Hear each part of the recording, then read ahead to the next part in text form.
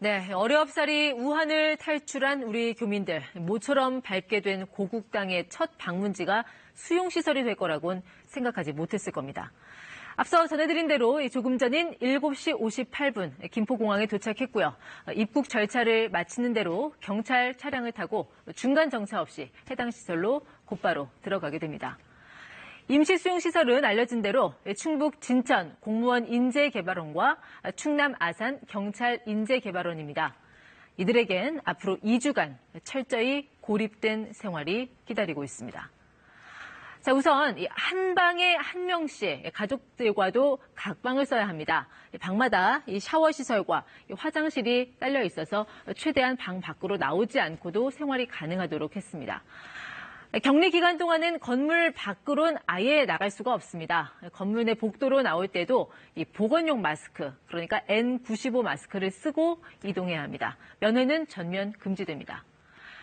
식사는 각자 방에서 도시락으로 해결합니다. 한 곳에서 모여서 식사하지 않도록 시설 내 식당을 일시 폐쇄했습니다.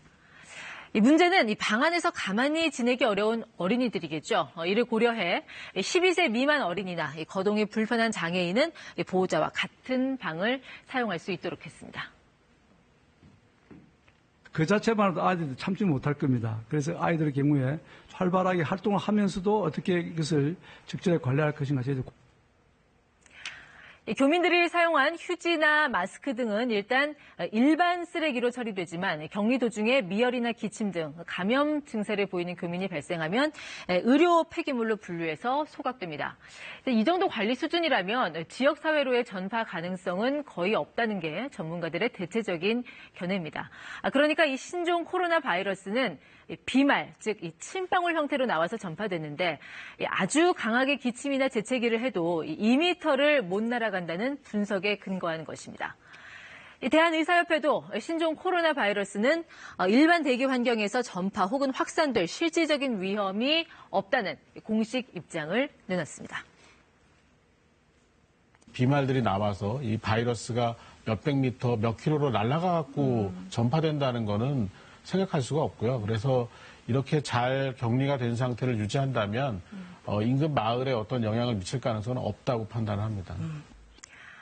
네, 하지만 교민들 도착이 임박해 와서 수용시설이 있는 지역 주민들의 긴장감은 더 높아지고 있습니다. 충북 진천과 충남 아산 주민들입니다. 당초 천안 내 두 곳을 수용시설로 잡았다가 주민 반발에 방침을 선회했고 새로 낙점된 곳이 결국 진천과 아산이죠.